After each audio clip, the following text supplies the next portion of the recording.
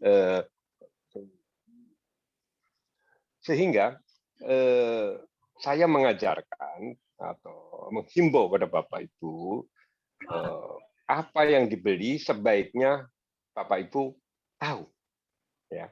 Jangan hanya tahu kode sahamnya aja ya, misalnya PLKM, BGRM, BBRI, itu ya. Tetapi mesti tahu, oh ini apa sih perusahaannya,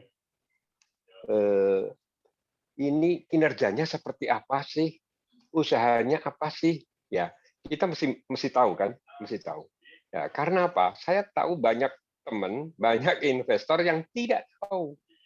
Nah ini, ketika dia mengatakan, wah Pak, saya rugi Pak, wah saya loss banyak Pak, itu. Nah, pertanyaan saya adalah, ngerti banget nggak yang dibeli Bapak Ibu ini? Kalau Bapak Ibu tidak ngerti dan langsung beli, ya pantas saja. Kalau apa kemungkinan terjadi kerugian-kerugian itu. Nah ini, jadi karena di dalam strategi investasi, dalam analisis ini, itu kan ada pendekatan yang namanya fundamental analysis yang akan kita pelajari malam ini. Ada juga technical analysis, ya. Nanti ada bandarmologi, ada strategi yang lain lah, ya, analisa-analisa yang lain. Dan kita akan saya janji kita akan satu persatu akan kita pelajari.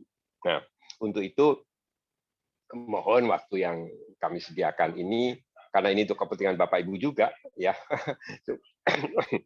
Maaf, itu supaya cerita horor mengenai kerugian dan sebagainya itu lama-lama mulai berganti menjadi cerita rezeki, cerita cuan, cerita tentang gen, gitu ya. Ini yang kita harapkan. Nah, Bapak Ibu, jangan khawatir dulu, ya. Kita belajar dengan fundamental ini, wah apa sih ini, hitung-hitungan secara akuntansi saya nggak ngerti. Enggak. Saya mengajar di kampus juga, ya. Tapi saya bisa membedakan mana saya mengajar di kampus, mana mengajar Bapak Ibu yang tentu sangat heterogen pengetahuannya, dan saya tidak mungkin mengajar akan laporan keuangan dan rasio-rasio analisanya ini seperti ketika di kampus, gitu kan. Nah, kita akan belajar dengan bahasa saya yang memang sangat sederhana. Ya, saya sederhanakan sekali supaya mudah dipahami oleh Bapak Ibu. Ini konsep saya. Nah, Bapak Ibu, kita kembali pada analisa fundamental. Analisa fundamental itu apa sih? Analisa fundamental itu adalah menganalisa tentang kinerja perusahaan itu, posisi perusahaan itu. Apakah itu perusahaannya bagus atau jelek, ya, atau menuju bagus atau menuju jelek, gitu ya. Itu adalah analisa fundamental. Dilanjutkan dengan akhirnya bisa mengukur Bapak Ibu tentang harga saham. Ujungnya kan di situ. Setelah kita mempelajari nanti, oh ini rasio-rasio keuangannya seperti ini, maka ujungnya apa? Ujungnya bisa menentukan harga ini, oh ini harga saham relatif murah. Oh ini sudah terlalu mahal. Nah, Bapak, ujungnya begitu sebetulnya di dalam fundamental ini. Ya. Dan ini perusahaan bisa tumbuh atau tidak. Nah, jadi ini amat penting sekali untuk diketahui Bapak Ibu, karena yang akan dibeli itu adalah perusahaan, dan perusahaan yang Bapak Ibu beli tentunya Bapak Ibu ingin perusahaan yang bagus kan, bukan yang jelek dan bisa bangkrut begitu. Jadi inilah yang pentingnya kita belajar tentang fundamental ini.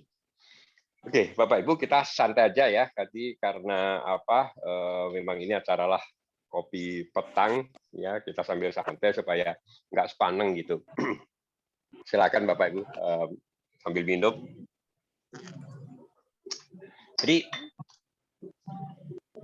untuk mengetahui bahwa perusahaan itu bagus atau tidak, itu kita mengetahui tentang laporan keuangan. Ya, jadi perusahaan itu biasanya dia karena dia sebagai satu perusahaan, dia akan menyajikan apa yang namanya laporan keuangan. Ya, laporan keuangan itu isinya apa toh? Laporan keuangan itu isinya adalah ya aktiva-aktivarnya kekayaan dia. Ya, dia punya uang berapa, dia punya tanah berapa, punya mesin, punya gedung misalnya. Ya, punya di sisi lain dia punya utang nggak misalnya ya. Itu adalah apa yang disajikan di dalam laporan keuangan. Jadi intinya ada modal, dia punya modal berapa, dari modal itu dia ada cash-nya berapa, ada aktiva-aktiva seperti apa, misalnya dia tadi ada tanah, ada gedung, ada barang-barang dagangan gitu misalnya ya, sama punya utang berapa. Itulah tentang laporan keuangan apa yang dinamakan yang biasanya dinamakan neraca itu ya. Nah, di sisi yang lain ada juga laporan keuangan itu yang menyajikan tentang posisi laba dan rugi. Ya, ini penting juga ya. Jadi dua komponen yang amat penting itu, ada laporan yang amat penting itu. Yang satu menyajikan tentang kekayaan, utang ya. Dan yang satu mengenai posisi laba rugi. Jadi dia itu udah laba berapa, udah rugi atau rugi berapa. Itu pada pokoknya kan. Nah, sampel aja. Ketika kita membeli perusahaan, itu mestinya ingin membeli perusahaan yang bagus kan, ya. Nah, perusahaan yang bagus itu seperti apa? Itu kan. Perusahaan yang bagus itu seperti apa? Jadi perusahaan yang bagus itu adalah perusahaan yang mestinya perusahaan itu yang menghasilkan laba, gitu kan? Labanya tumbuh, misalnya seperti itu. Itu kan yang pilihan kita.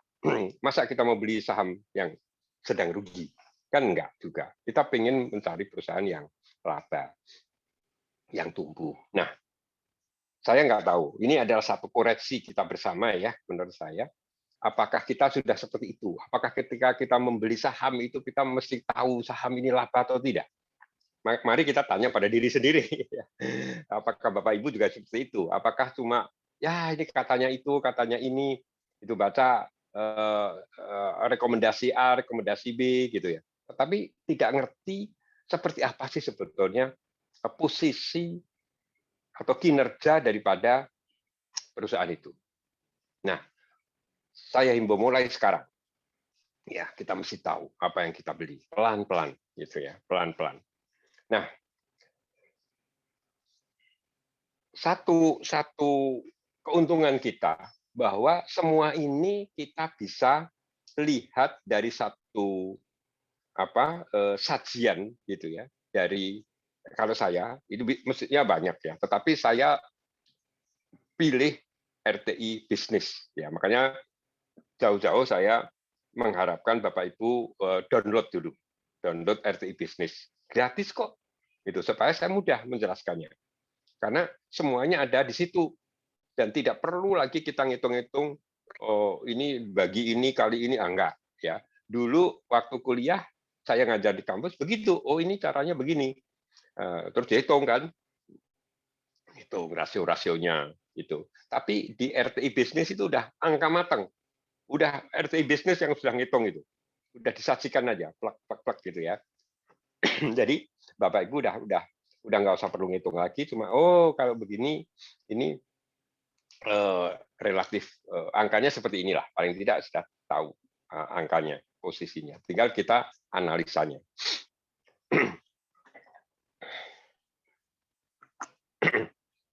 Nah, jadi laporan keuangan itu amat penting ya, karena mungkin Ricky bisa juga sambil menyajikan gitu ya. Tapi materi ini bisa dikirim kok ya, bisa kita minta sama Ricky nanti ya. Ya ini adalah jadi laporan keuangan ini di sini menyajikan hasil usaha akan nampak tuh di situ. menyajikan komposisi modal, utang, kekayaan, ya, menyajikan likuiditasnya, menyajikan pos-pos keuangannya, ya, serta bisa Bapak Ibu bisa membandingkan kinerja perusahaan dari setiap periode. Jadi misalnya kita membandingkan laporan keuangan dari tahun 2018, 2019, 2020, 2021 gitu kan. Jadi perkembangan ini seperti apa? Itu dibandingkan. Apakah tumbuh kalau dulu labanya 10, apakah sekarang 15, 20, 25 misalnya, itu kan tumbuh, ya kan? Nah, di situ kita bisa melihat dari laporan keuangan itu. Nanti, ini penjelasan dulu. Nanti realnya lebih mudah lagi buat Bapak Ibu setelah kita nanti paparkan ya bagaimana cara melihat satu perkembangan perusahaan itu. Ya. Dan selanjutnya adalah apa ya yang perlu diperhatikan untuk satu laporan keuangan itu. Pertama, apakah perusahaan itu bisa menghasilkan laba? Nah, ini yang paling utama kan. Yang pilihan itu kan tadi saya katakan, kita mesti memilih perusahaan yang bisa menghasilkan laba. Ya. Nah, itu pertama. Karena kita berkepentingan atas laba tersebut. Yang kedua, apakah perusahaan itu bisa menghasilkan efisiensi, ya, efisiensi. Jadi tidak boros gitu ya, tidak boros. Mana biaya-biaya yang perlu dikeluarkan, mana-mana yang tidak, misalnya seperti itu. Yang ketiga, apakah rasio keuangan perusahaan itu ideal dengan kinerja yang tumbuh, ya, dengan resiko yang kecil. Ya. Apakah harga saham perusahaan tersebut kategori murah, sedang, atau mahal? Nah, ini akhirnya akan ke situ kan. Dengan dengan analisa laporan keuangan ini, kita bisa menentukan, oh saya membeli saham ini dalam kategori yang cukup murah saat ini. Oh ini sedengan. Oh ini sudah terlalu mahal, gitu.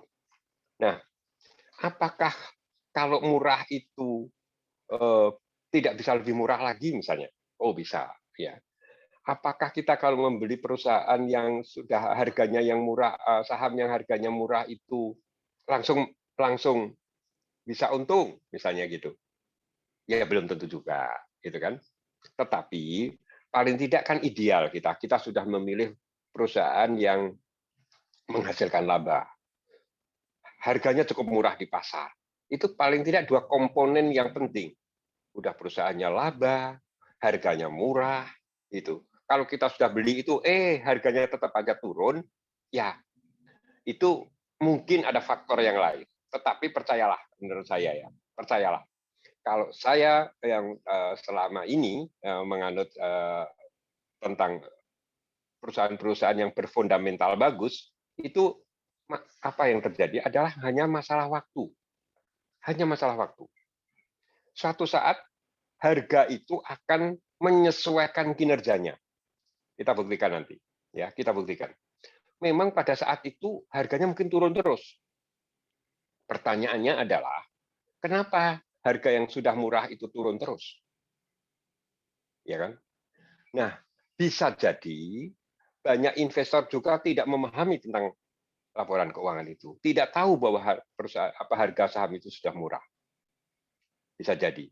Atau ada faktor lain, ya, ada faktor lain yang mungkin orang sedang, kan ini kita tahu kan bahwa fundamental ini tidak satu-satunya yang bisa menggerakkan harga. Ada faktor lain banyak. Tetapi ini standar, ya, standar yang harus dipelajari dulu. Bisa saja kan, misalnya perusahaannya udah bagus semua, tiba-tiba terjadi pandemi, gitu kan? Itu kan sesuatu yang di luar kita duga di dalam laporan keuangan itu. Begitu itu ada, turun. Tadi misalnya, IHSG sudah bagus, 0,6% ya naik tadi. Tiba-tiba ada berita tentang apa? Omikron, ya, muncul siang-siang. Wah, begitu ada itu rontok lagi. Itu apa menandakan bahwa banyak faktor yang bisa menggerakkan harga. Banyak faktor. Dan ini semua, ya itulah memang karakter pasar kita itu seperti itu. Karakter di investasi saham itu seperti itu. Nah, makanya, tapi apapun, analisa fundamental ini adalah analisa yang dasar ya, yang menurut saya tidak bisa kita abaikan. Kita mesti belajar dari sana. Oke, ya, saya lanjut sekarang. Halaman 18 ya, Riki ya.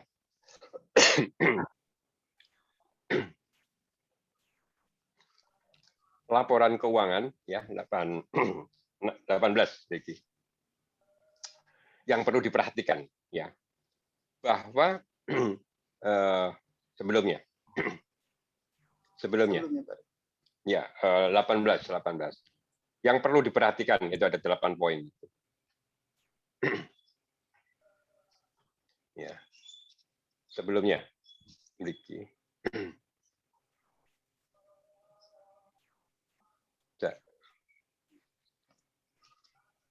Sebelumnya lagi.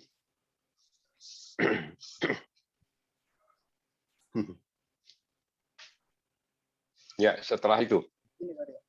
Ya, ini. Ya, oke. Ya. Nah, laporan keuangan itu adalah pencatatan ya. Tadi laporan keuangan itu kan dicatat gitu ya, apa yang tentang hutang, tentang modal ya. Itu dicatatkan oleh perusahaan. Itu namanya laporan keuangan. Pencatatan itu adalah masa yang telah lalu. Jadi misalnya ada laporan keuangan paling baru itu kuartal 3 itu bulan September. 30 September. Itu adalah masa lalu kan. Sekarang ini sudah Desember loh. Ya. Jadi yang tersaji itu adalah yang terbaru itu masa lalu. Jadi yang sudah laporan-laporan keuangan itu adalah masa lalu. Walaupun itu terbaru ya, terbaru tetapi sudah lalu. Laporan keuangan itu ada yang audit, artinya diperiksa oleh akuntan atau pihak dari luar, yaitu akuntan publik, ada yang dibuat oleh perusahaan itu sendiri. Nah, kita tahu kan, kalau dibikin tidak diaudit atau belum diaudit, karena apa? Yang diaudit itu minimal akhir tahun. Padahal laporan keuangan ini kan dibikin 3 bulanan. Jadi setahun itu disajikan 4 kali. Ya, 4 kali setiap 3 bulan. Nah, yang diaudit, yang harus diaudit itu adalah sekali, yaitu pada akhir tahun. Nah, kadangkala ada laporan keuangan yang disajikan internal perusahaan itu yang ada yang meragukan. Ya, wah ini dibikin sendiri ya kak, di WA kak, di markup misalnya begitu ya. Nah, ini mungkin saja. Ya. Dan laporan keuangan ini ada penjelasannya, misalnya, oh ini ada utang, nah, utang ini dijelaskan nanti, utang pada siapa, utang apa, gitu ya. Itu di dalam laporan keuangan itu ada seperti itu. Dan laporan keuangan ini sekali lagi hanya merupakan salah satu analisis, ya, salah satu analisis saja. Masih ada analisis technical, bandarmologi dan sebagainya. Dan laporan keuangan ini bersifat subjektif ya, karena banyak menggunakan asumsi gitu ya. Setiap pembaca itu, oh ini begini, seperti menafsirkan pasal-pasal ya. Orang hukum juga kadang menafsirkan satu pasal gitu, yang pengacara bilang begini, jaksa bilang begini, ya saksi bilang begitu, ya itu kan beda ininya. Ya, memang tidak bisa diterapkan secara sempurna ya untuk laporan kesalahan ini, dan mungkin ada kesalahan-kesalahan di dalam menginterpretasikan data. 8 adalah perhatikan asal laba. Nah, ujungnya selalu di sana, itu laba ya. Kita cari perusahaan itu yang menghasilkan laba. Oke. Nah, tentang laba ini ya, tentang laba. Atau begini, maaf, tentang laba. Itu ada laba itu kan macam-macam ya. Di dalam perusahaan, laba itu ada yang namanya laba usaha dan ada laba yang non usaha. atau laba lainnya. Ya. Pengertian sederhananya begini, kita ini punya uang, gitu ya, punya hasil. Tetapi atau kita bisa kaya, itu kekayaan itu bisa dari berbagai macam kan, kekayaan dari usaha kita sendiri, atau kekayaan karena kita menjual aset, atau karena warisan, atau karena ada keuntungan yang lain yang bukan dari usaha. Nah, itu yang dimaksud. Jadi ada kalau laba usaha itu laba yang benar-benar dari usaha inti kita. Kalau kita lagi jadi apa ya dagang ya dari hasil dagangnya itu, ya.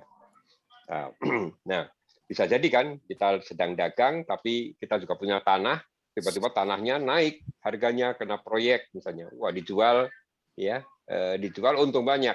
Nah, gitu kita untung, tapi keuntungan itu sebetulnya bukan dari dagang kita, tapi dari jual tanah yang kena proyek. Itu kan bisa aja seperti itu. Nah, di dalam perusahaan itu laba lainnya ini ada saja laba selisih kurs. Misalnya perusahaan itu dulu beli dolar harganya 12.000, sekarang harganya 14.000. Nah, itu kan ada keuntungan selisih kurs di sana. Ya. Ada laba penjualan aset, di mana dulu beli tanah per meter 1 juta, sekarang harganya 2 juta. Itu kan juga ketika tanah itu dijual ada laba kan. Nah, tapi itu bukan laba usaha namanya. Ya, dan juga ada laba kontribusi anak perusahaan. Jadi di perusahaan yang go public ini ada beberapa yang mempunyai anak-anak perusahaan. Nah, bisa jadi keuntungan ini bisa diperoleh dari anak-anak perusahaan itu. Bisa jadi, ya. Itu seperti itu. Jadi laba ini ada laba usaha dan laba non usaha. Oke. Sekarang mengenai prospek perusahaan, ya. Kita ini kalau ditanya, kita pengen yang masa lalunya bagus perusahaan atau yang prospeknya bagus, gitu. Kenapa? Saya sedikit membedakan. Kalau laporan keuangan itu tersaji tadi, itu kan masa lalu.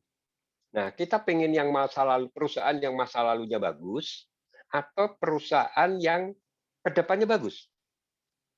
Nah, kan tentu lebih memilih sebetulnya yang kedepannya bagus kan, prospeknya bagus maksud saya. Nah, tetapi untuk menilai bahwa perusahaan itu prospeknya bagus atau tidak, kita perlu juga dong tahu masa lalunya melalui analisa-analisa tadi, gitu kan. Jadi kita ada contoh banyak ya di bursa ini. Ada perusahaan-perusahaan yang dulu bagus banget, sekarang nggak bagus. Coba contoh, kalau kita tahu rokok, Gudang Garam, Sampurna, ya baru saja turun drastis kan. Padahal itu perusahaan gede, itu perusahaan yang labanya luar biasa. Tapi begitu pemerintah secara bertahap menaikkan cukai rokok, maka coba lihat harga saham rokok, Gudang Garam, Sampurna utamanya turun drastis kan. Nah, itu. Jadi kalau itu terus nanti harga atau kebijakan tentang cukai ini terus diketatkan atau dinaikkan terus, ya lama-lama harga rokok mau tidak mau harus naik. Ya. Apalagi nah kalau naik terus sekarang perokoknya ini mau nggak, gitu kan, di satu sisi. Kedua, banyak hal yang sekarang ini di tempat-tempat umum dibatasi kan, merokok itu dibatasi mulai itu. Karena pada dasarnya sebetulnya rokok itu kan maaf, rokok itu kan kurang sehat. Jadi mungkin akan sangat-sangat dibatasi oleh pemerintah itu. Jadi kalau kita membeli saham rokok itu menurut saya ya itu kok riskan ya untuk kedepannya itu, karena ya tadi semakin lama semakin ada pembatasan tentang rokok itu. Nah, Apalagi sekarang. Tapi sebaliknya, ada saham-saham yang dulu nggak bagus, ya, sudah harganya 50 perak aja nggak laku, ya. Tiba-tiba perusahaan itu sekarang harganya naik.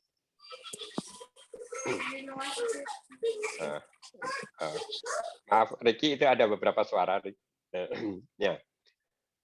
Ada perusahaan-perusahaan yang dulu harganya 50 aja nggak laku, sahamnya maksud saya, sekarang udah naik berlipat-lipat. Contoh ya, saham DGIK kodenya, Nusa Konstruksi Engineering gitu ya. Itu kan sekarang coba naik berapa dalam setahun ini udah berapa ratus persen aja kenaikannya. Ya, itu luar biasa kan. Jadi apa yang menyebabkan seperti itu? Inilah yang namanya prospek. Jadi Anda bisa melihat tentang prospek perusahaan. Itu jauh lebih sulit daripada menganalisa laporan keuangan. Oke, nanti akan saya jelaskan ya. Atau next akan kita jelaskan bagaimana kita melihat prospek. Malam ini saya akan concern ke fundamental dulu. Jadi kan akan lebih bagus begini. Masa lalunya bagus, sekarang bagus, masa yang akan datang bagus. Nah, itu yang bagus kita pilihan kita. Nah, kalau itu diukur dari laba atau pertumbuhan kinerja perusahaan, maka kategorinya seperti ini, yang terpampang ini. Anda pilih yang mana? Ada perusahaan yang labanya naik, ya. Ada perusahaan yang labanya turun. Ada laba yang jadi rugi, yang tadinya laba malah jadi rugi sekarang, ya. Kalau dibandingkan dengan tahun lalu misalnya. Ada perusahaan yang rugi, yang sekarang jadi laba. Ada juga perusahaan yang ruginya menurun. Tadinya ruginya 100, sekarang menjadi ruginya cuma tinggal 60, besoknya lagi rugi mulai turun lagi gitu. Atau perusahaan yang ruginya bertambah. Semakin lama semakin rugi. Nah, ini ada 6 ya, 6 kategori. Ada laba yang tumbuh, naik, ada laba yang turun, laba tapi turun ya dibandingkan tahun lalu. Laba malah jadi rugi, laba yang rugi yang jadi laba, rugi yang menurun, rugi yang bertambah. Pilih mana saudara, teman-teman, Bapak Ibu? Ya, pilihan-pilihan adalah tentu adalah yang labanya naik. Ya, dari tahun ke tahun labanya naik. Ini adalah pilihan pertama secara fundamental. Yang kedua, menurut saya adalah rugi yang jadi laba. Ya, tahun yang lalu rugi, sekarang menjadi laba. Ada nggak itu? Ada nanti kita lihat ya. Dan bagaimana reaksi saham harga sahamnya ketika tadinya rugi jadi laba.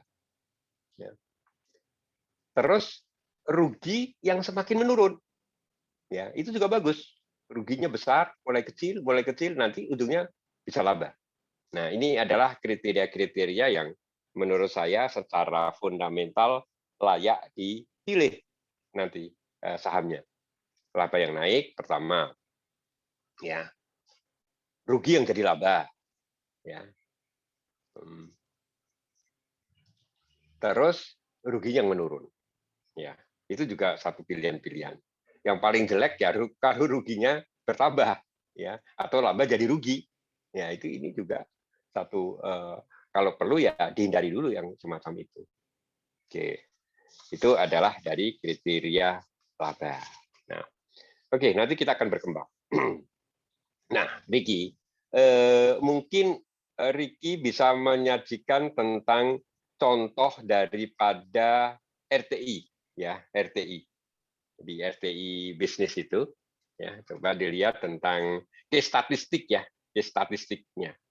Bapak Ibu juga bisa melihat kalau Bapak Ibu apa ini. Nah, ini adalah pilihan ya. Ini ada ya di Ricky ya di paperku ya. Iya, di belakang Mbak Rin. Oh, di belakang. Ya, oke. Nah, ini contoh dari saham ISSP. Ya, ISSP ya. Ya, ISSP ya. Ini saya lihat juga Ini Bapak Ibu boleh lihat sekarang di RTI Bisnis ya. Di RTI Bisnis ambil menu yang ke statistik ya, ke statistik. Ini posisi hari ini ya, hari ini. Ya, walaupun hari ini ISSP itu turun 5,4% ya. Tapi jangan dilihat hari ini saja ya. ISSP itu di dalam kalau saya lihat itu secara year to date, artinya dari awal tahun ya, awal tahun 2021 ini harganya sudah naik 161,25%. Ya, lihat itu di analytics ya, kalau Bapak Ibu membaca membuka RTI sekarang, ketik dulu ISSP dulu kan ya. Setelah ketemu ISSP, baca ambil menu yang itu kan ada overview, ada analytics ya. Nah, analytics itu diklik, nanti di bawah itu ada price performance, di mana di situ ada year to date, artinya harga sejak awal tahun itu udah naik sekarang 161,25%. Mana ada bisnis yang menghasilkan dalam setahun 161%. Ya, kalau tidak di saham. Dan kebetulan saham ini salah satunya adalah ISSP. Kenapa? Kenapa ISSP itu bisa seperti itu? Yaitu lihat di case statistiknya. Di situ earning per share. Artinya apa? Earning per share itu laba per saham. Ya. Laba per saham. Jadi dia punya laba berapa, dibagi dengan jumlah seluruh saham, itu ketemu laba per saham. Ya. Di mana kita lihat nih, tahun 2018 itu kuartal 1 cuma Rp2. 2019 itu Rp3 kuartal 1. Tahun 2020 ketika itu pandemi, rugi. Jadi minus Rp10. Dan sekarang tahun 2021 laba per sahamnya Rp15. Artinya apa? 2021 bagus kan? Tumbuh kan? Nah, kuartal 2 juga demikian. Tadinya 0, 4, 11, dan 20. Kuartal 3 demikian pula. 0, 10, 7, 27. Nah, nanti diperkirakan kalau disetahunkan itu laba per sahamnya Rp83. Kalau kuartal 4 nanti keluar misalnya ya. Diperkirakan Rp83. Ini tumbuh dari tahun lalu yang cuma Rp24. Berapa kali itu tumbuhnya laba per sahamnya? Ya kan? Nah, itulah yang salah satu yang saya katakan bahwa perusahaan itu tumbuh labanya. Nah, ternyata harga sahamnya tadi naik 161% ya dalam hampir setahun ini, year to date-nya. Ya. Oke. Di situ ada ini ya, enggak ada ya grafiknya ya, Riki ya? Nggak ada, Untuk Pak. menunjukkan. Enggak ada. Ya, Bapak Ibu bisa lihat sendiri grafiknya year to date ya, diklik year to date itu akan tumbuh 161%. Kenapa? Karena didukung oleh laporan keuangan yang bagus. Ya, oke. Nah, jadi ini Bapak Ibu sambil lihat ya, kalau saya tadi katakan Bapak Ibu mesti memanfaatkan ini di handphone Bapak mengenai RTI bisnis ini, karena sangat praktis dan gratis dan mudah dipahami. Nah, sebelahnya adalah saham Samudra ya, Samudra ini SMDR ya. Ini Samudra Indonesia. Demikian pula Samudra Indonesia. Ya. Samudra Indonesia itu lihat aja perkembangannya. Ya, dalam US dollar. Ya. Itu tumbuh luar biasa kan. Ya, tumbuh luar biasa. Nah, ini dalam setahun saham SMDR ini itu tumbuh 285,56%. Kalau 161 sudah hebat, ini SMDR tumbuh 285%. Coba bayangin, ya, kenapa kok kita tidak pilih saham itu, gitu ya? Ya, mungkin karena saya tidak tahu, gitu ya. Karena kita belum tahu, ya. Ya. Nah, itulah yang menyebabkan kita terlambat mengetahui. Jadi tidak ada kata tidak ini ya. Sekalipun terlambat, menurut saya sekaranglah saatnya kita untuk belajar, untuk memahami tentang laporan keuangan ini. Ini kan gampang sekali kan. Kita membandingkan aja dari tahun ke tahun. Oh ini naik ya. Dari kuartal 1 ke kuartal 2 ke kuartal 3 juga naik ya. Jadi secara vertikal maupun horizontal dibandingkan tahun lalu ya naik, dibandingkan dari kuartal per kuartal ya naik ya. Akhirnya labanya juga naik. Harganya juga naik juga. Ya. Ini kemarin Minggu saya main ke hari Minggu ya, 2 hari yang lalu ya, saya pagi-pagi ke salah satu nasabah. Nah, apakah itu? Nggak tahu nih, Mas Arifin namanya, ya. Ya beli Fortune baru, Pak. Ini dari Samudra katanya. Saya beli Pak sampai pernah turun, ya, dan akhirnya saya naik Pak. Sekarang jadi sekian M, ya, sehingga ini saya beli Fortune baru katanya. Itu saya ini real ini contoh ini ada kalau Pak Arifin ini kan bisa komen ini, ya, nasabah kami juga. Nah, ini karena dia membeli saham Samudra. Dia yakin ketika turun ini dia bilang, Pak itu turun ya, labanya kan naik. Iya, tapi tunggu aja lah. Kalau yang seperti ini tuh hanya masalah kesabaran saja, Mas Arifin. Tunggu aja. Nah, akhirnya benar juga ya. Tadi bisa 286% ini ya gimana ceritanya ya dari ini. Gitu. Nah, oke, yang bisa kalau yang ini Ricky tentang misalnya SMDR tadi ya, itu mengenai tadi kan mengenai laba per saham ya. Sekarang mengenai valuation, ada nggak di valuation-nya di situ, Ricky? Nggak ada. Ada dividend yield, price earning ratio. Kalau yang di materi ini tidak ada, Bari. Tapi kalau di materi yang kemarin ada. Oh, yang kemarin ada ya? Ya. Saya tampilkan. Oke. Bisa Boleh. Boleh, bisa. Bentar. Contoh satu aja. Ya.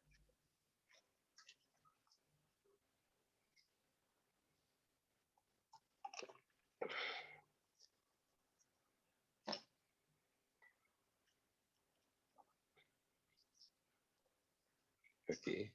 Mungkin juga Bapak Ibu bisa mencari ya. Kalau Bapak Ibu semuanya seragam sudah punya RTB NIS, tinggal geser aja ke atas. Itu ada namanya valuation ya. Valuation. Di mana di situ akan nampak namanya dibaca price earning ratio, PER ya, sering di PER gitu ya, itu adalah price earning ratio. Ya, Nah, ini Pak Adi sudah. Oh ya. Oke, ISSP ya. ISSP tanggal 3. ISSP atau ya. ISSP. Oke, ya. ISSP. Ada ya. Nah, valuation-nya. ISSP di situ price earning rasionya 5,0. Ya, betul ya. 5,0. Masih ya? Ya, 5,0. Oke. Masih 5,0. Ya. Nah, artinya apa sih 5,0 ini? Itu adalah kalau perusahaan itu labanya konstan, maka dalam 5 tahun berturut-turut laba, yang labanya konstan ya, itu maka dalam 5 tahun balik modal. Ya, balik modal. Itu kalau disederhanakan bahasanya seperti itu. Ya. Nah, jadi apa? Lebih kecil lebih bagus. Lebih kecil lebih bagus. Ya. Nah, misalnya saya ganti sekarang SMDR. Berapa sih SMDR itu price earning ratio-nya? ternyata price earning ratio SMDR itu 3,6, lebih kecil dari ISSP. Maka pantaslah ya kalau sahamnya naik spektakuler. Karena cuma 3 ya. Oke, saya kembali lagi ke ISSP. ISSP itu yang paling penting aja ini ya. Saya nggak bisa jelasin, bukan nggak bisa. Kalau saya jelasin semua sih waktunya habis. Adalah price book value, ya, PBFR, ya, itu 0,79 ISSP.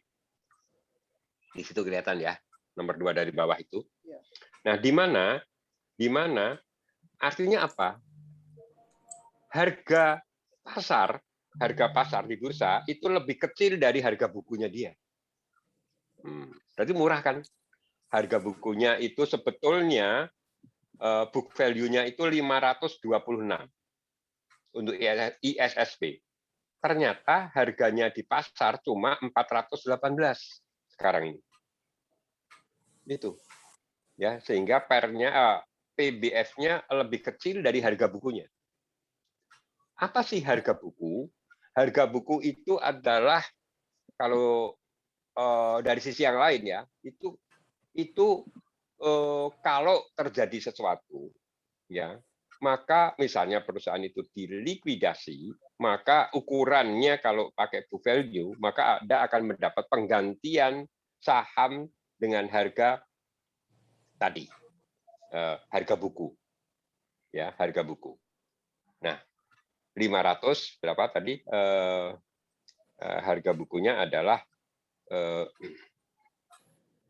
500 berapa tuh? 26 ya, 526. Gitu.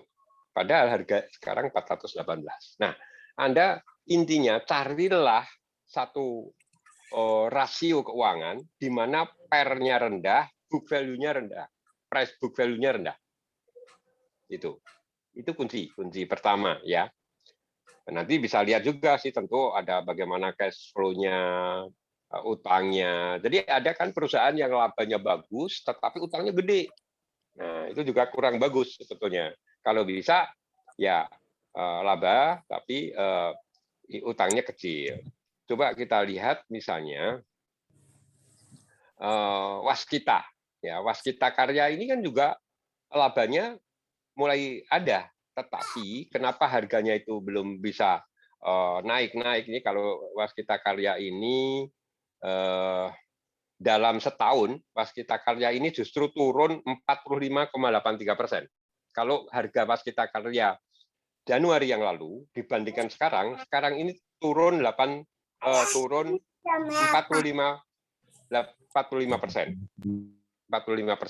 ya. Jadi kalau Bapak beli Waskita Karya pada awal tahun pasti rugi 45%. Itu di harga sekarang. Itu Waskita Karya. Karena apa? Ya tadi dia banyak semula itu mengalami kerugian ya, mengalami kerugian tahun lalu itu rugi 544. Sekarang baru mulai laba. Waskita Karya baru mulai laba. Nah, ini tadi kriteria untuk saham yang tadi kan ada kan laba yang rugi jadi laba. Nah, ini masuk dalam kriteria itu. Cukup bagus Waskita Karya. Kenapa sih yang menyebabkan rugi? Ya, karena dia itu utangnya banyak ya. Modalnya bunga untuk membayar bunga itu triliun itu. Ya. Jadi dia nggak kuat lah ya. Jadi banyak digerogoti oleh bunga. Itu. Makanya kita harus membandingkan juga apakah perusahaan itu punya utang besar atau tidak. Itu selain tadi ya, selain penghasil laba, terus book value juga punya hutang gede nggak? Kalau hutangnya terlalu besar, ampun, mungkin suatu saat dia juga akan kewalahan untuk bayarin bunga. Itu Bapak Ibu, kunci-kunci daripada laporan keuangan. Nah, saya berharap Bapak Ibu untuk familiar menggunakan RTI bisnis ini. Ya, kalau kita bicara laporan keuangan itu sampah atau laporan keuangan itu ada window dressing atau di markup atau itu iya. Ya kalau kita semua berpikir begitu ya laporan keuangan itu nggak ada gunanya dong. Ya, ya urusan itu sampah atau tidak itu bisa biar urusan OJK lah. Kalau misalnya itu nggak benar ya biar akuntannya nanti atau perusahaannya kena sanksi. Banyak kan? Ada beberapa perusahaan ya, termasuk Garuda ya waktu itu kena sanksi karena laporan keuangannya disajikan tidak sesuai dengan prinsip dengan standar akuntansi yang ada ya. Gitu.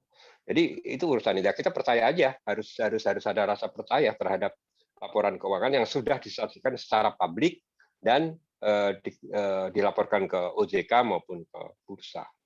Gitu, Bapak Ibu.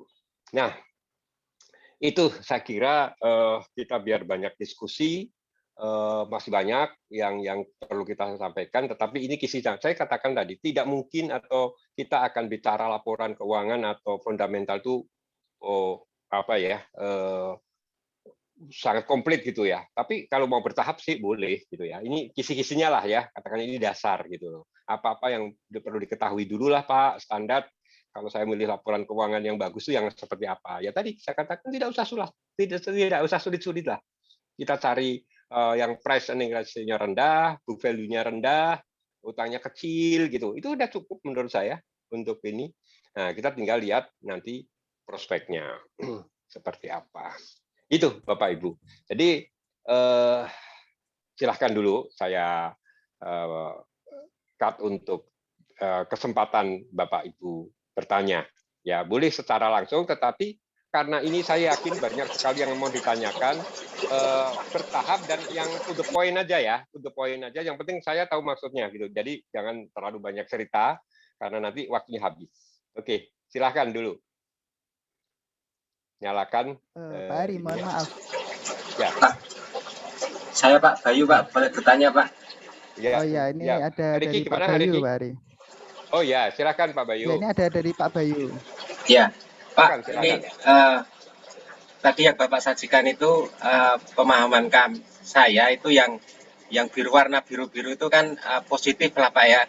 Yang ya, merah betul. Itu negatif. Nah, mohon penjelasan yang merah itu Pak. Yang ISSP ya. Tadi Pak. Itu aja Pak. Terima kasih. Ya, yang betul Pak Bayu. Jadi yang merah ini adalah negatif, yang rugi maksud saya ya, mengalami rugi. Jadi kenapa rugi ya itu kita mesti baca laporan keuangannya ya. Tapi kalau bisa cari yang biru-biru Pak, benar Pak Bayu. Ya. Maksud saya yang ISSP itu yang poin-poin merah itu apa maksudnya Pak? Sama itu artinya apa gitu loh Pak? Yang ISSP tadi Pak. ISSP ya. Ya. Itu kan ada dua yang item yang warna merah Pak. Nah itu apa itu Pak? Yang EPS, yang EPS atau yang apa ini? ISSP tadi Pak. Ya ISSP itu yang ditanyakan yang mana Pak Bayu mungkin tadi. Itu yang di slide terakhir itu ISSP itu kan ada yang slide selanjutnya. Oh, slide selanjutnya ISSB ya. Oke, yang ini ya. Itu. Analitik itu, analitik itu. Iya. Oh, ya, analitik sudah ya. Yang analitik yang merah yang itu yang CFPS itu sama apa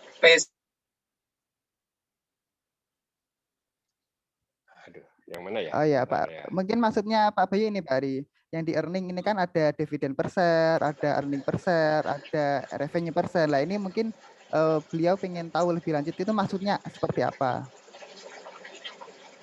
Yang mana? Yang EPS itu? Iya Pak, ini kan secara umum itu bagus Pak, tapi ada yang merah itu loh Pak. Oh ya merah itu rugi kan Pak? Cash flow per sedang share. mengalami kerugian cash flow per share ini masih rugi minus 5. Ya. Yang mana nih? Analytics gitu? Regi yang dimaksud? Yang di case statistik yang earning Pak Ari. Case statistik yang earning itu kan ada beberapa poin. Earning per share. Ada yang cash ada earning per share, terus ada cash flow per share ini kan juga masih merah, masih minus. Oh iya. Maksudnya seperti apa? Iya. Jadi itu kan ada yang cash flow per share ya, itu ada ini artinya negatif ya Pak. sedang negatif ya kan begini, cash flow-nya itu pada saat itu sedang minus ya kalau dibandingkan dengan ini perbandingan antara cash gitu ya. Tadi ini sebetulnya tidak terlalu penting Pak, menurut saya tidak terlalu penting ya Pak. Saya tunjukkan ke beberapa ini aja yang penting EPS-nya tidak rugi Pak, tidak merah gitu ya, tidak merah gitu. Itu yang ini. Kalau masalah utang itu ada juga ya itu debt ya di liquidity. Ya, ini kalau lihat utangnya itu masih bagus ya, 81 lah, tidak lebih dari 100 ya. Itu masih bagus ya untuk ISSB untuk utangnya. Jadi menurut saya kita bicara mengenai ya memang cash flow-nya kadang masih minus gitu ya. Cash flow-nya kan perusahaan itu kadang-kadang kan laba tetapi cash-nya itu mungkin lagi berputar ya Pak, lagi di piutang atau di barang dagangan gitu ya. Itu masih minus. Jadi laba tetapi cash-nya tidak masih minus lah gitu. Tapi kan kalau itu nanti barang dagangan laku dan sebagainya itu menjadi plus lagi. Jadi itu biasalah di dalam satu perusahaan itu masalah cash flow kalau itu ya, masalah cash flow gitu ya. Ini yang mungkin ditanyakan oleh Pak Bayu ya. Tetapi sekali lagi Pak, mungkin kita concern ke tadi ya. Yang penting debt-nya itu ya, utangnya juga kecil gitu. Jangan utangnya terlalu besar. Nanti saya lihat misalnya kalau saya bandingkan dengan waskita ya, waskita itu nah ini baru ini ya, itu kan masih ini ya, sekarang sudah ada plus ya. Tapi ini debt-nya ya, debt equity-nya itu kan 1.139%. Jadi udah jauh banget dari modalnya. Ya waskita ini kalau dilihat liquidity-nya itu walaupun itu hijau gitu, tapi ini nggak bagus ya, terlalu debt-nya itu terlalu besar gitu ya, utangnya Pak Bayu. Itu sih Pak Bayu, mungkin ya seperti itu yang saya sampaikan dulu. Baik, terima kasih penjelasannya Pak Hari. Ya. Mungkin yang lain pertanyaan? Ya, ini ada Pak Ari dari chat, Pak Ari, pertanyaan dari chat. Sebentar, saya bacakan dulu. Ini pertanyaan dari Pak Iskandar Zulkarnain. Sudah dari siang sih sebetulnya pertanyaan ini sudah di-WA-kan. Jadi saya bacakan. Ini yang pertama itu emiten yang di delisting, apakah ada jaminan uang nasabah dilindungi oleh bursa? Jika tidak, kenapa pihak bursa tidak mengharuskan pihak emiten untuk memberikan ganti rugi atau setidaknya uang nasabah diganti walau jumlahnya cuma sedikit? Itu pertanyaan pertama, Pak Ari. Mungkin mau dijawab dulu, Pak Ari, atau mau lanjut? Ya, saya jawab dulu. Oh, ya. Sampai sekarang ya, ini yang perlu diperhatikan Bapak Ibu, tidak ada satu klausal jaminan apapun dari emiten ya atau aturan dari OJK yang berlaku bahwa kalau terjadi perusahaan itu bangkrut maka akan diganti. Enggak ada. Makanya kenapa saya perlu sampaikan kepada Bapak Ibu, hati-hati. Hati-hati. Kenapa? Karena jangan dipikir tidak ada yang pilot, tidak ada yang bangkrut ya. Banyak juga loh perusahaan-perusahaan yang udah di listing ya. Di listing itu ya udah setengah bangkrut. Ya, karena yang di delisting itu biasanya udah perusahaan-perusahaan yang rugi terus gitu, utangnya gede, rugi, delisting, nggak bisa dagang lagi, Bapak Ibu. Nah ini adalah resiko. Ya nanti kalau sudah dipilot kan bangkrut, di likuidasi, ini menjadi resiko terburuk. Karena apa? Sebagai pemegang saham yang biasa, Bapak Ibu ini mendapat prioritas terakhir ya kalau misalnya perusahaan itu di likuidasi maka pembagiannya harta itu Bapak Ibu itu terakhir, jadi risikonya besar sekali. Makanya kalau sekarang ini maaf ya itu belinya ngawur-ngawuran ya nanti kena saham yang begitu, waduh itu risiko terburuk. Ada orang yang memilih sahamnya murah, ini murah, nggak tahu bahwa murahnya itu karena memang perusahaannya rugi terus. Nah, ada orang yang pengennya murah gitu, beli murah. Ya karena murah, karena perusahaan itu rugi terus dan akan bangkrut ya. Itu kan ada beberapa. Coba. Bapak lihat itu yang sekarang dipegang oleh apa? Jiwasraya, oleh Asabri, ya, ada saham MYRE, ada saham Trump, LCGP, ada itu perusahaan-perusahaan yang coba aja dilihat aja kinerjanya, ya kan? Nah, makanya Bapak Ibu harus hati-hati sendiri, ya. Ini risiko ada di tangan kita, uang kita ada di tangan kita, ya. Bagaimana kita bisa selamat? Intinya kan memperkecil kerugian itu. Nah, dari memperkecil kerugian itulah dasarnya kita bicara tentang fundamental ini. Itu. Ya, ini adalah untuk salah satu menyelamatkan modal kita. Kalau kita membeli saham yang apa ini ruginya besar, tambah rugi kita beli walaupun harganya murah, wah itu buang-buang uang sih menurut saya. Ya. Itu Pak Iskandar. Oke, lanjut pertanyaan kedua, Rizky. Selamat malam Pak, Ya, mohon ini izin bertanya. Ya, tadi ada pertanyaan lagi Eh, tadi, belum selesai ya? Satu lagi. Ricky, ya yang di sebentar. chat. Ini masih belum selesai pertanyaan kedua. Yang di chat ini dari Pak Iskandar juga. Pak Hari, ada teman saya kena pengurangan karyawan dan dia dapat pesangon. Apakah bisa uang pesangon dipakai jual beli saham untuk menutup kebutuhan sehari-harinya dia? Misalnya bagaimana strategi main di bursa sahamnya? Apakah 50% beli saham blue chip dan 50% beli saham gorengan? Ya, mohon penjelasannya Pak Hari, seperti itu. Ya. Ini agak sedikit ini ya. Nanti itu di strategi menurut saya ya. Jadi intinya aja saya jawab bahwa di bursa ini tadian selain tidak ada jaminan, juga kalau Bapak Ibu itu investasi di situ, sebetulnya saya menganjurkan bahwa yang diinvestasikan di bursa, ya di saham ini adalah dana yang sudah lebih, ya, dana kelebihan dana. Jadi kebutuhan standar sudah ada, untuk makan minum apa sehari-hari sudah ada tabungan. Nah baru ada kelebihan lagi baru di saham. Jadi kalau saya ini untuk hidup, ya pertama saya pikir jangan. Nanti kalau terjadi risiko malah kita nggak bisa ngapa-ngapain, ya kan? Uangnya cuma itu untuk pesangon, dibikinkan saham dan kita lagi belajar lagi. Nanti kalau pas kebutuhannya sebulan gimana caranya? Saya nggak ngerti. Karena itu kita akan bicara tentang risiko juga ya. Kalau pasti untung sih oke. Tapi ini kan saya tidak bisa bicara begitu.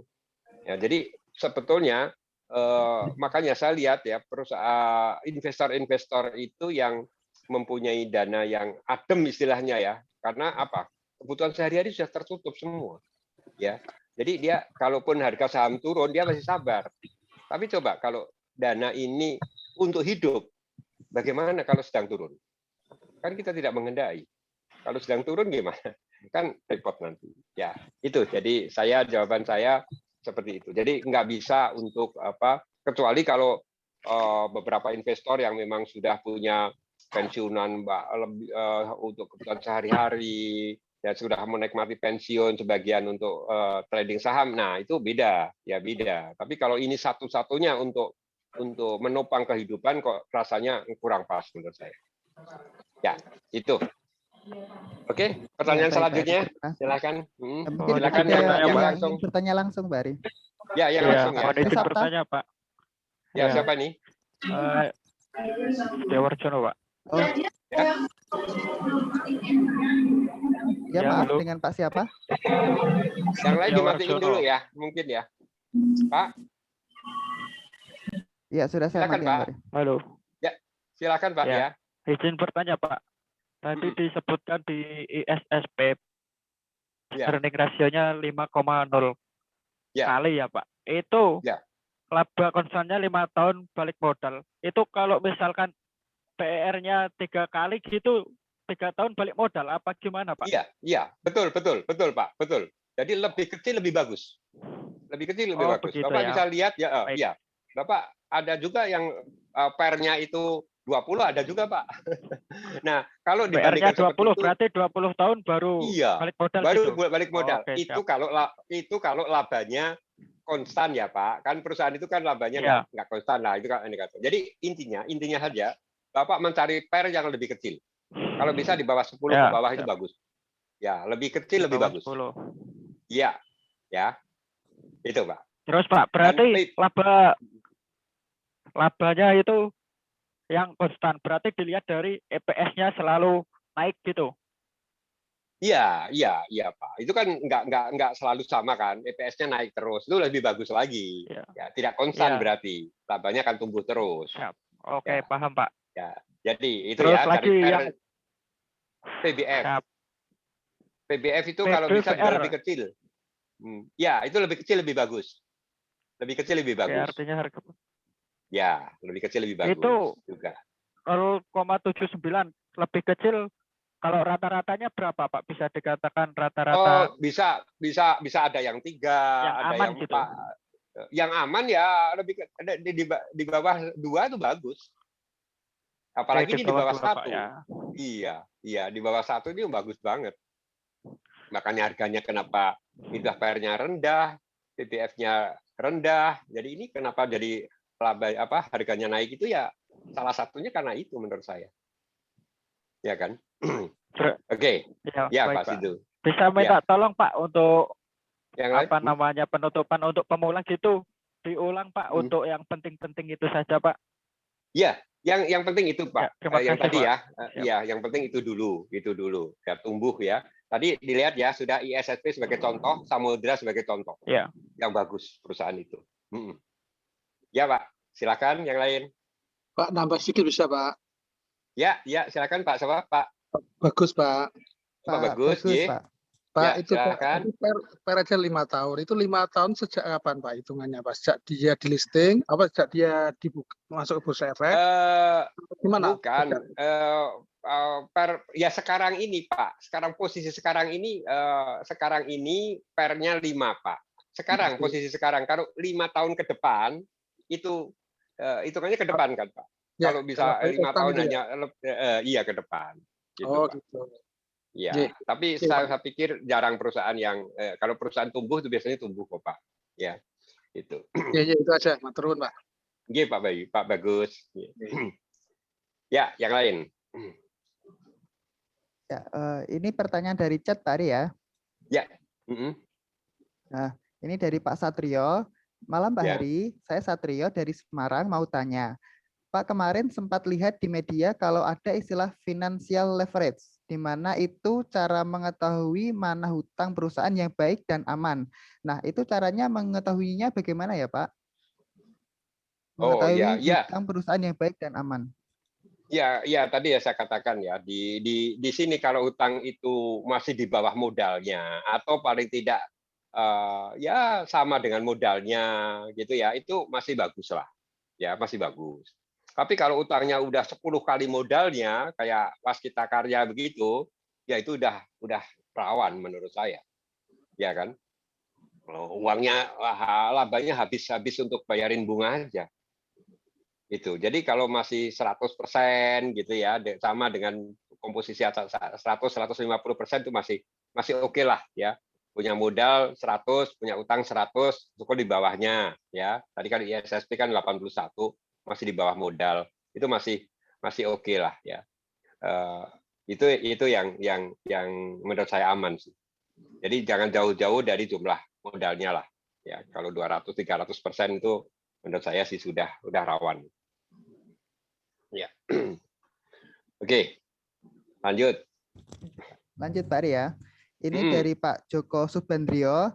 Pak Hari, mohon penjelasan tentang SMGR yang terus turun. Terima kasih, Pak.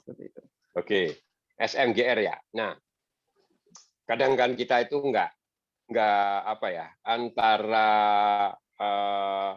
fundamental yang menurut kita sudah. Ini kan coba kalau kita lihat ya, SMGR ini masih laba, ya cuma turun sedikit lah dibandingkan tahun yang lalu. Ya, tapi tidak banyak. Tetapi harganya itu drastis ini ya. Kalau saya lihat harga SMGR ini dalam setahun ini atau year to date-nya udah turun 39%. Padahal ini laba. Nah, ini apalagi kalau kita lihat dari case statistiknya ya. Kalau kita lihat SMGR itu price earning ratio-nya 24 ya. book value-nya 1,3. Tadi kalau saya hubungkan dengan pertanyaan yang ISSP tentang PER-nya kan tadi cuma 3, SMDR ya 5 gitu kan, jauh lebih kecil dibandingkan SMGR ini. Tetapi SMGR ini adalah saham yang masih laba ya. Cuma turunnya memang sudah, kalau di setahun kan tadi kan turunnya itu udah 39%. Ya, ya ini kan sangat apa ya, dari sisi kacamata saya sih secara fundamental ini sebetulnya sudah keterlaluan penurunannya. Ya, penurunan ini kalau kita lihat ya sekarang overview, katakanlah kalau 3 tahun yang lalu kita tarik ya, kita lihat 3 tahun yang lalu. 3 tahun yang lalu itu harga SMGR itu pernah mencapai 14.300. Ya, tahun 2019 lah, 2019 itu masih 14.300. Masa sekarang tinggal 7.575. Ya. Ya ini tinggal bagaimana kacamata kita ya melihatnya. Kalau saya melihat tadi dengan harga saat ini sudah murah, ya. Tapi tadi saya katakan murah itu belum tentu sahamnya akan langsung naik gitu ya. Tapi ya nggak apa-apa. Menurut saya dengan harga seperti ini, saya membandingkan resiko turun dengan kemungkinan nanti naik lagi. Kalau mungkin orang sadar, oh ini terlalu murah lah sekarang gitu ya, itu mungkin akan berbeda ya. Jadi kemungkinan turun menurut saya kansnya lebih kecil. Ya, katakanlah kita 2575, maksudnya kemungkinan turun tuh ada, mungkin 25% ya kemungkinannya. Tapi kalau naik, kemungkinan naik 75%. Ini menurut kacamata saya yang belum tentu benar ya Pak Joko ya. Jadi makanya saya koleksi aja. Masa sih nanti kalau infrastrukturnya jalan lagi, karena kemarin memang pandemi ya, kalau jalan lagi masa sih kita nggak bisa untung gitu ya. Memang dari informasi teman yang juga bekas orang semen Indonesia ya, SMGR, itu sekarang ini apa ya, banyak perusahaan-perusahaan semen yang baru gitu loh. Jadi kita ada rasa kekhawatiran dengan munculnya banyak perusahaan-perusahaan semen ini akan menjadi pesaing dari perusahaan-perusahaan semen yang sudah ada ini. Itu yang menjadi kendala pertama, Pak. Jadi kalau labanya sih masih ada, tetapi kemungkinan menjadi pesaing ya itu ada, karena memang informasinya itu banyak sekali muncul perusahaan-perusahaan semen kecil-kecil yang baru. Itu Pak Joko. Oh ya, terima kasih Pak Ari. Ya, ya, sama-sama Pak, kita senasib Pak. Ya. Tapi saya masih approach down ya untuk itu ya. Pak. Ya, saya ikut juga. Sabar. Yang penting saya pegang perusahaan yang jelas gitu aja lah Pak. Ya kalau masalah waktu ya sudahlah. Ya kita tinggal masalah waktu Pak Joko. Terima kasih Pak. Mungkin yang yang lain mungkin Riki. Ya, ada pertanyaan lagi atau Pak yang Ari, langsung dari... monggo. Kalau ada yang langsung silakan. Boleh kalau mau langsung bisa raise hand. Atau bisa di unmute dulu Bapak Ibu mic-nya. Ya. Sepertinya belum, Pak Ari. Ini mungkin di chat dulu, Pak Ari ya. Ya. Oke. Kalau gitu dari... di chat ada. Oh ada. Oke, di chat ada. Silakan. Nah, di chat masih banyak ini. Dari Pak Budi. Silakan Pak Budi. Nah, ya, Pak Hari. Budi, ya. Kalau laba, apakah lihatnya di profitability? Fokusnya untuk ROE dan ROA dapat dibilang bagus jika di atas berapa persen, Pak? Oke. Sekarang kita misalnya apa tadi ambil ISSP tadi ya. Oke, statistiknya sekarang menjadi kita akan di profitability. Ya intinya begini Pak, ROE lebih besar tentu lebih baik Pak. Lebih besar tentu lebih baik gitu. Kalau tadi PER itu lebih kecil lebih baik, tapi kalau profitability itu lebih besar lebih baik. Ya, ini kalau ukurannya seberapa baiknya, ya ini relatif ya. Karena kalau saya sih selalu ini kan dengan deposito aja lah. Kalau deposito untuk 4%, saya bilang kalau bisa 2 atau 2,5 kali dari deposito sih udah bagus, ya udah bagus. Ya ini seperti ISSP ini kan ROE-nya itu 15,75, ya ROA-nya 8,65, jauh lebih tinggi dari hanya bunga deposito, gitu ya. Dan dividen, ya dividen payout ratio-nya 7% loh setahun, ya ini gede banget. Ini baru dividennya, belum kenaikan harga sahamnya. Itu. Jadi intinya profitability-nya ini lebih besar dibandingkan dengan lebih besar lebih baik lah, lebih besar lebih baik. Ya. Itu terus apalagi nih kalau tadi contoh SMDR-nya ini ya sama ya, dia return on equity-nya 31%, tetapi dividennya kecil, ya dividennya 3,3% aja. Jadi gini, tentang dividen ini kan itu masalah strategi, masalah kebijakan perusahaan ya. Ada perusahaan yang bagus, dividennya kecil. Ada perusahaan yang senangnya bagi dividen yang besar. Nah ini bagaimana Anda menyikapi itu? Begini ceritanya. Perusahaan yang baginya dividen kecil itu kalau perusahaan itu sedang mulai tumbuh. Ya, perusahaan baru yang sedang tumbuh, itu pasti dia butuh likuiditas kan. Jadi labanya ya nggak banyak-banyak lah. Tapi apakah kita rugi dengan labanya tidak dibagi sebagai dividen? Enggak juga. Karena apa? Asetnya masih tetap besar. Ya kan? Asetnya tetap besar. Kalau dividen itu dijual, dibagikan, kan asetnya turun. Nah, ini pertanyaannya dengan tadi, kenapa Indosat itu setelah bagi dividen kok harganya turun? Gitu kan? Ini untuk menjelaskan itu ya, rata-rata perusahaan yang bagi dividen tunai itu harganya turun. Kita melihatnya itu kan kita ini harus menganggap diri kita itu sebagai pemilik perusahaan. Ya harus ya toh? Kita kan sebagai pemilik perusahaan. Kalau kita memiliki perusahaan itu dengan aset 1.000 misalnya, asetnya itu nilainya 1.000, terus dibagikan dividen itu 200, maka aset kita turun nggak? Turun kan? Menjadi 800. Karena 100 sudah kita ambil sendiri. Nah, karena kita ambil sendiri yang 200, maka harga asetnya turun. Maaf.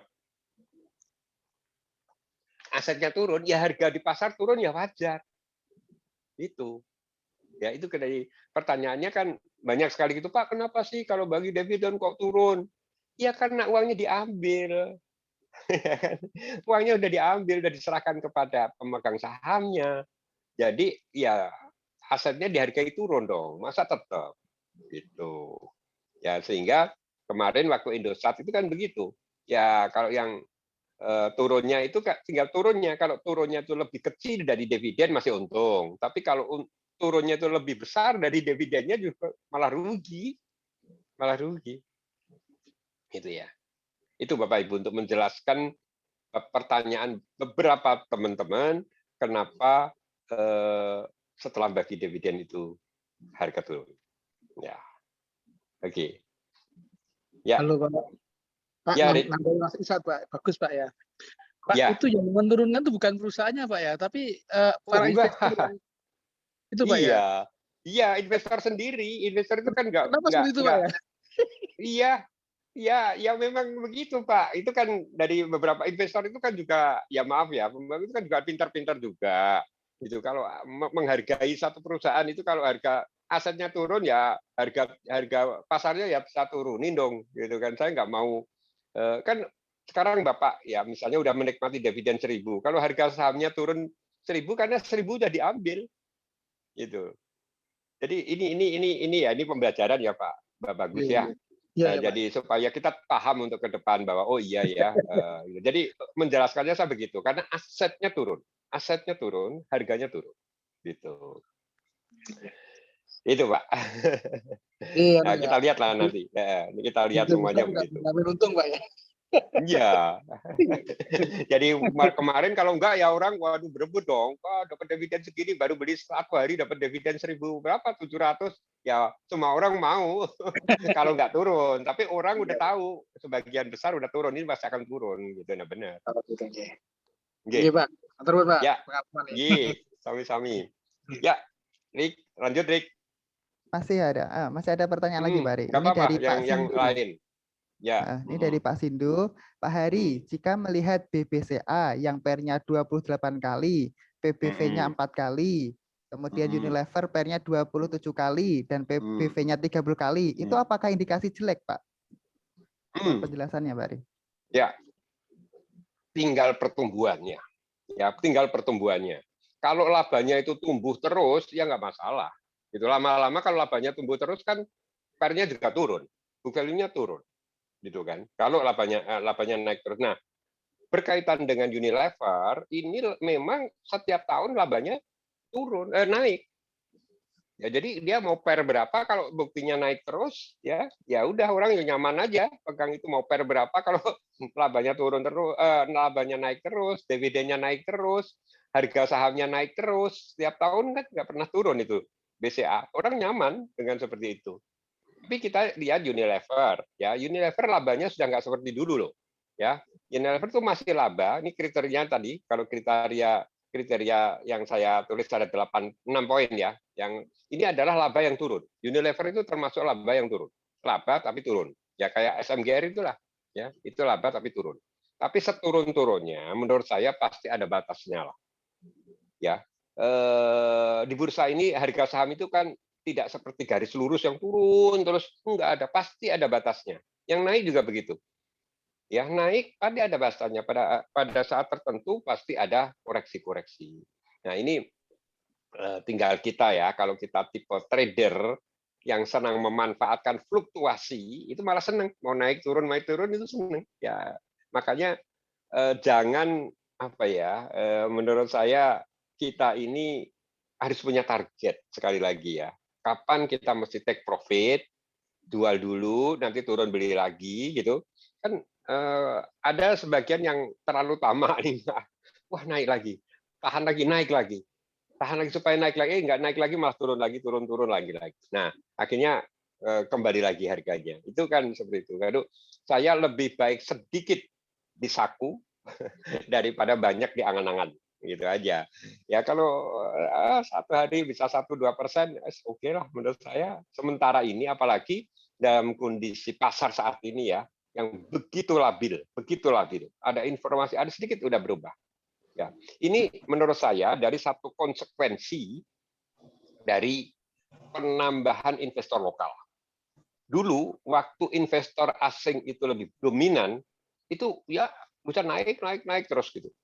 Tapi sekarang ini sudah bergeser, investor lokal itu lebih banyak. Dan investor lokal karakternya beda dengan investor asing. Ya, karena mereka itu memanfaatkan fluktuasinya lebih banyak. Ya, sedikit naik jual, sedikit naik jual. Ya udah. Tapi apa? Di satu sisi bursa seneng karena frekuensinya transaksi jadi naik. Karena orang naik sedikit jual, beli turun lagi, jual turun. Itu karakter dari investor retail menurut saya ya. Jadi memang nuansanya menurut saya udah berubah. Jadi menurut kita yang harus menyesuaikan pasar dengan ketika situasi pasar seperti itu, maka kita menurut saya sih jangan terlalu berharap terlalu mulu-mulu ya. Kalau kita tadi saya katakan 1-2% dapat itu, kalau setiap hari 20 hari udah 20% juga. Ya toh? Gitu. Oke, lanjut Liki. Iya, baik Pak Ari. Ini mungkin bisa jadi pertanyaan terakhir Pak Ari ya, karena waktunya juga udah pukul 9. Ini pertanyaan dari Ibu Belinda. Malam Mbak Hari, apakah setiap akan rek isu, saham-saham akan turun mendekati harga tebusnya? Kira-kira berapa hari harga akan mulai turun sebelum rek isu ya Pak? Ya, ini begini ya, itu tidak bisa dipastikan sih ya, tetapi berkali-kali kita sudah mengalami ya. Ketika red issue ditetapkan itu harganya lebih rendah, jauh lebih rendah dari harga pasar, maka kemungkinan harga itu akan turun. Kenapa? Logikanya, Ya, kalau saham itu ditetapkan misalnya contoh waktu itu BPKP 200, sedangkan harga di pasar masih 400, ya orang jualan dulu loh. Ya toh? Jualan dulu untuk beli right. Karena pasti right-nya itu akan 200. Akan dapat harga di 200. Gitu. Jadi seberapa lama ya itu nggak inilah ya, nggak bisa dipakai patokan. Tapi nanti setelah itu juga akan naik lagi. Nah, yang menjadi aneh sekarang ini adalah MPPA. Maaf. MPPA ya. MPPA ini rate-nya 760. Sekarang harganya itu 470. Jadi apa yang akan terjadi? Ya nggak akan ada orang yang nebus rate dong. Ini kan kebalikannya dari BPKP, BRI yang lalu kan, ya apa itu BBYB gitu kan, itu harganya di bawah. Nah ini harganya di atas, lihat aja MPPA itu. Nah saya heran, modus bagaimana lagi ini? Orang mau rate kok harganya ditetapkan di atas harga pasar, mana yang mau beli? Nah inilah misteri, ya misteri biasalah. Grupnya Lipo itu penuh misteri menurut saya. Grupnya Lipo, grupnya Bakri, ya MNC. Jadi grup besar-besar ini saya justru lebih hati-hati. Bukan mereka nakal, tetapi kalau orang Jawa bilang kalhamulah permainannya gitu ya. Itu mau ngapain gitu ya. Aneh-aneh gitu ya. Tapi ya itulah hak-hak mereka sendiri. Barangkali ya ini satu analisis yang belum tentu benar. Itu nanti pada saat ride memang dibiarkan nggak ada yang nebus. Makanya ride-nya nggak laku kan. Nah, setelah nggak ada yang nebus, maka ada satu pihak yang namanya standby buyer. Itu yang mau masuk. Dia masuk, dibelilah ride itu. Apa? Nah, setelah itu, setelah di tangan dia, berarti dia akan menjadi mayoritas sebagai pemegang saham MPPA. Ya, karena dia tidak memberi kesempatan pada publik. Nggak mungkin publik membeli karena harga di pasar 470, ngapain beli 760. Jadi nggak nebus kan. Nah setelah itulah baru mungkin ya MPPA ini akan dinaikkan secara bertahap karena saham ada di dia sudah. Itu analisis saya yang belum tentu benar ya. Tapi aneh soalnya nggak mungkin dari di mana dia ininya nebusnya kalau harganya di atas harga pasar. Itu Ricky. Oke, silakan. Kalau masih ada satu pertanyaan lagi. Ya, mungkin bisa bertanya secara langsung, Pak Ari ya. Ya, atau nanti saya akan tambahin sedikit tentang kondisi pasar ya. Oke, kalau nggak ada saya akan komen. Silakan Bapak Ibu. Oh ya, ini ada Pak Ari. Ini ada dari Pak Zainal Abidin. Ya, Pak Zainal Abidin. Silakan Pak. Ya, selamat malam Pak Ari. Beliau bertanya, ada dua pertanyaan Pak Ari. Yang pertanyaan pertama, bagaimana strategi mencari saham dengan fundamental bagus, dalam artian itu labanya terus meningkat secara cepat dan sekitar dari 700 perusahaan tadi yang ada di BI seperti ISSP contohnya. Terus yang kedua, jika kita memakai metode scalping atau swing trader, apakah analisa fundamental masih dirasa penting? Nah, seperti itu Pak. Ya, oke. Ya, Pak Zainal, yang pertama ya tadi strateginya Bapak sering-sering melihat posisi rasio keuangan ya melalui RTI itu ya. Itu memang laporan keuangan kan tidak setiap bulan, hanya 3 bulan sekali kan disajikannya, tetapi rasio keuangan akan berubah itu menyesuaikan. Jadi ketika harga naik atau turun, maka rasio keuangan itu akan update di RTI itu. Jadi akan 5 menjadi 5 kali menjadi 6 kali menjadi 7 kali atau turun lagi, itu akan update. Ya, akan update setiap saat itu. Ya.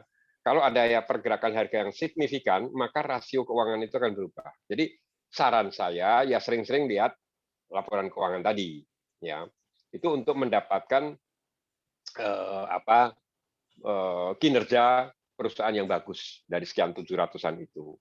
Nah, kalau mau trading atau swing ya, apakah itu diperlukan? Menurut saya masih tetap.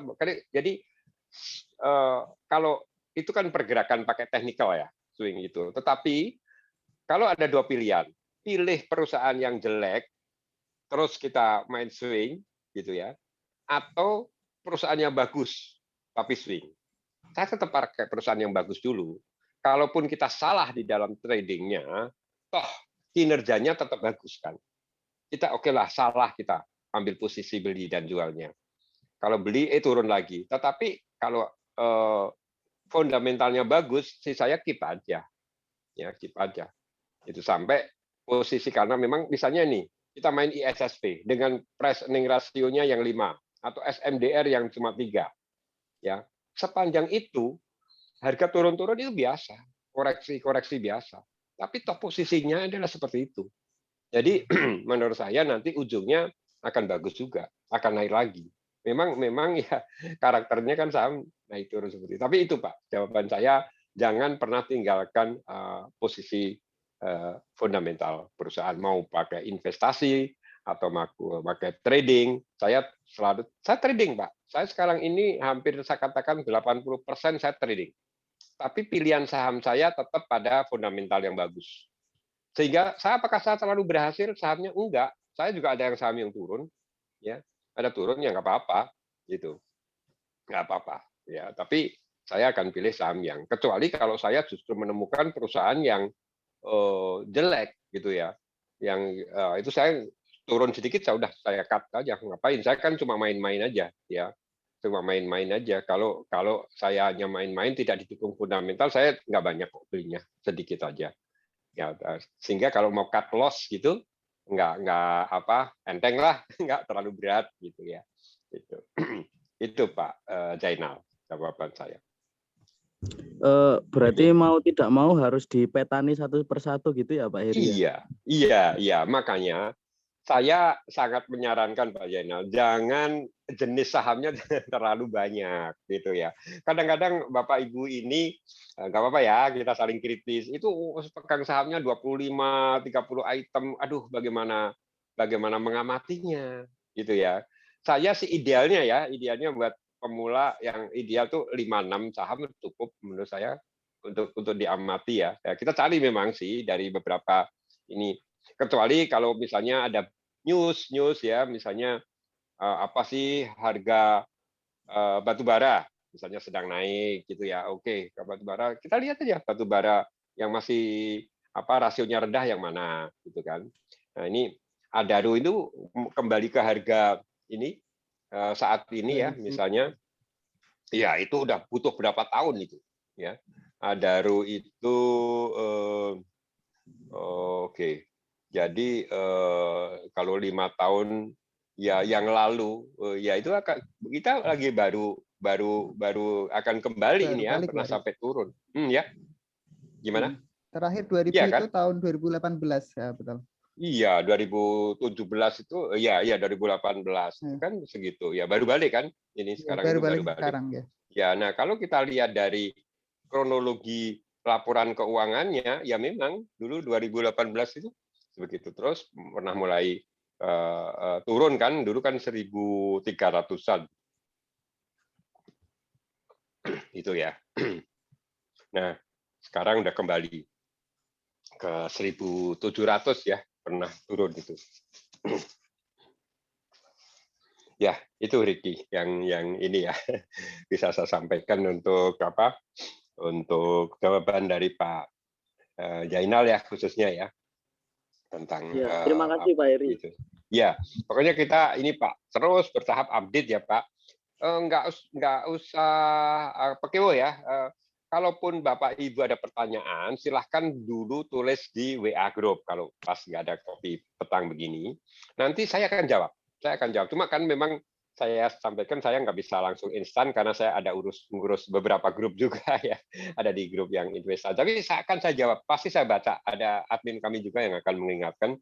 Kalau admin kami yang berkenaan dengan teknis apa ini Beyond menu-menu smart itu si sales kami akan langsung menjawab. Itu lebih pintar dari saya. Tapi kalau pertanyaan mengenai fundamental misalnya ini adalah hal yang saya akan jawab, tapi mungkin agak lambat.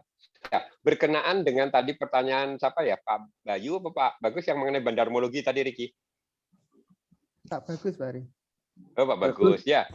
Oh, Pak Bagus, J. Sedikit ya. Nanti akan sampai ke sana juga, Pak. Kita akan ada materi bandarmologi. Ya, bahkan saya ini sedang mengebut untuk menerbitkan buku bandarmologi ya. Ya. Jadi secara garis besar begini. Bandarmologi itu pertanyaan tadi kan apakah ada bandarnya? Gitu kan ya Pak Bagus ya. Saya jawab ada. Ya, di bursa itu ada bandar. Ada, ya.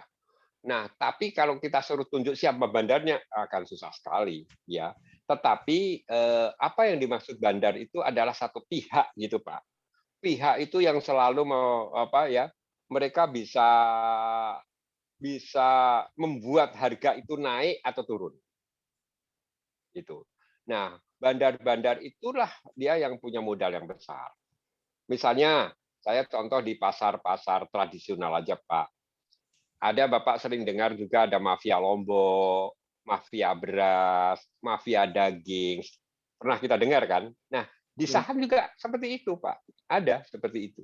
Coba siapa dia? Tidak mudah untuk oh ini loh, gitu mudah. Tapi kalau udah punya pengalaman jam terbang yang tinggi, Pak, nanti lama-lama tahu, Pak.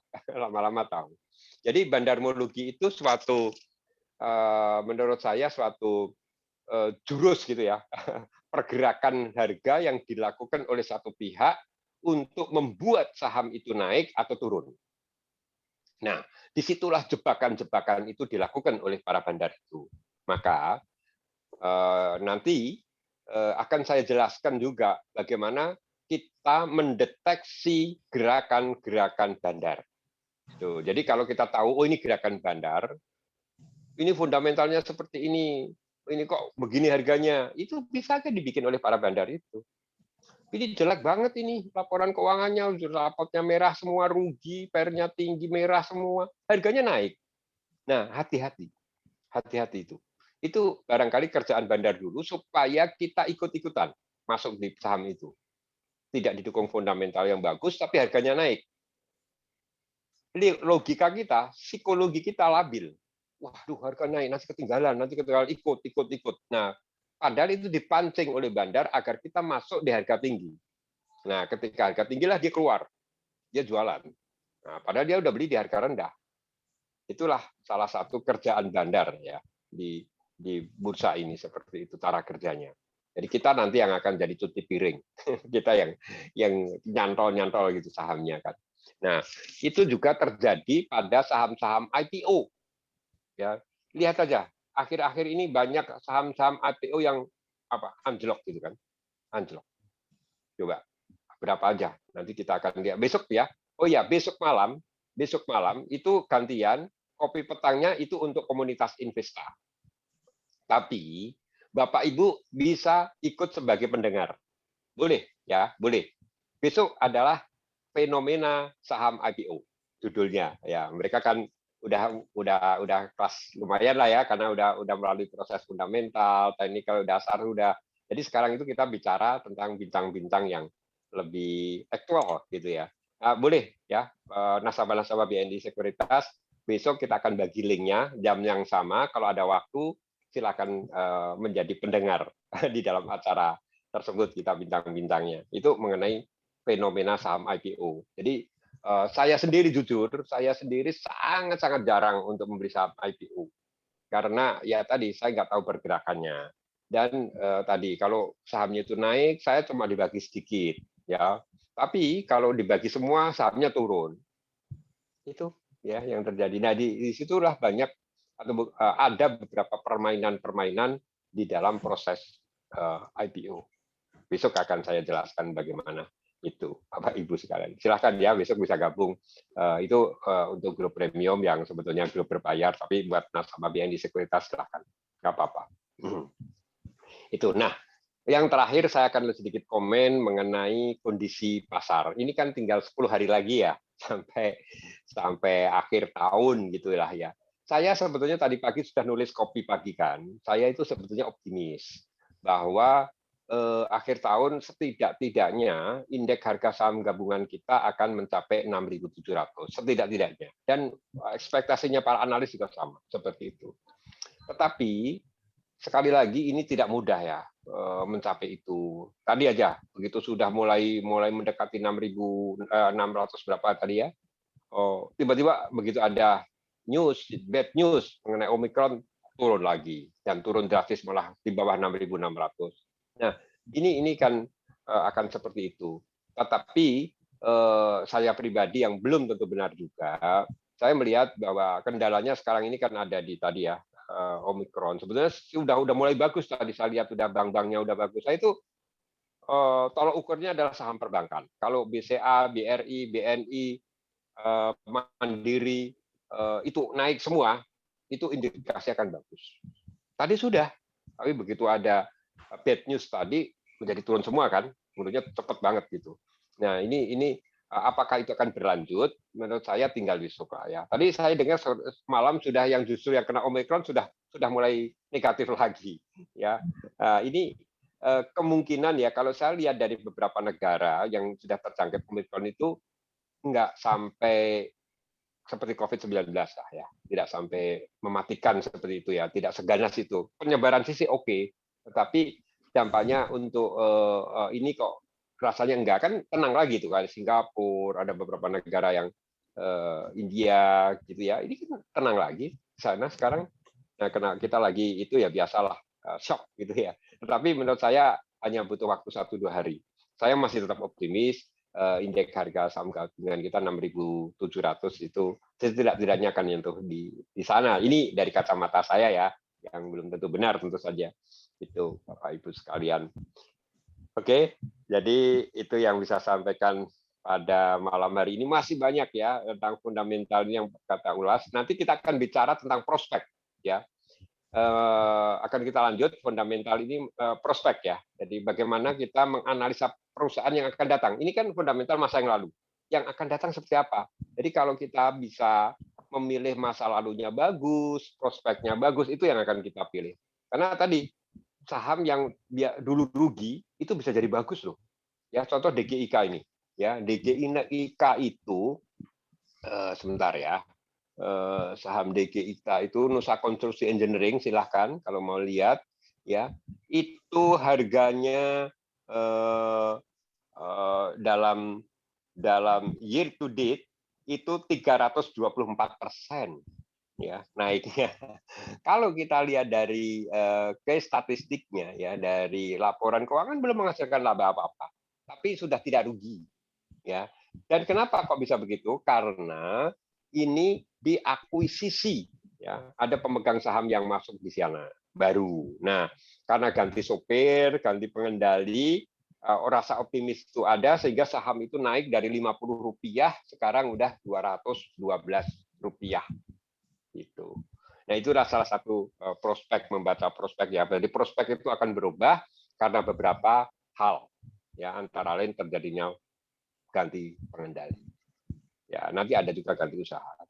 Oke, next kita akan bicara lagi untuk Bapak Ibu, jangan sungkan untuk tulis di chat ya setiap pertanyaan, dan juga yang ada waktu besok malam silahkan bergabung, yang topiknya adalah fenomena menyikapi saham IPO. Terima kasih Bapak Ibu, mohon maaf kalau ada yang kurang. Selamat malam, moga-moga besok pasarnya lebih baik lagi. Assalamualaikum warahmatullahi wabarakatuh. Waalaikumsalam warahmatullahi wabarakatuh. Ya, baik, terima kasih Pak Ari atas terima kasih Pak Ari, terima kasih Pak Dudi. Terima kasih. Turun malam Pak. Terima kasih besok tanya lewat WA ya Pak ya. Telah menyimak Ya, diskusi kita sampai akhir. Semoga ada ilmu yang didapat. Saya selaku host. Terima kasih. Materinya boleh dibagi ya, Liki ya. Ya, nanti materinya kan saya bagi di grup Pak Ari. Ya. Terima kasih, terima kasih. Ya. Terima kasih Pak. Minta maaf apabila ada salah kata dan salah ucap. Bapak Ibu, saya akhiri. Wassalamualaikum warahmatullahi wabarakatuh.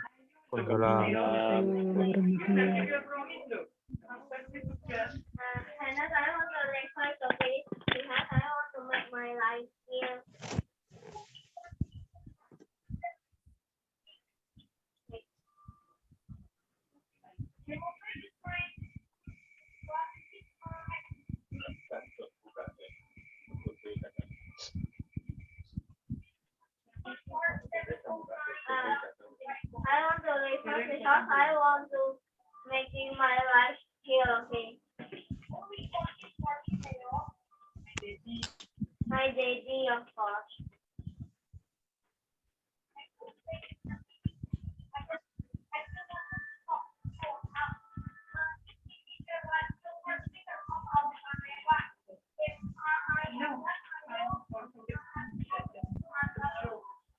Tomorrow, okay,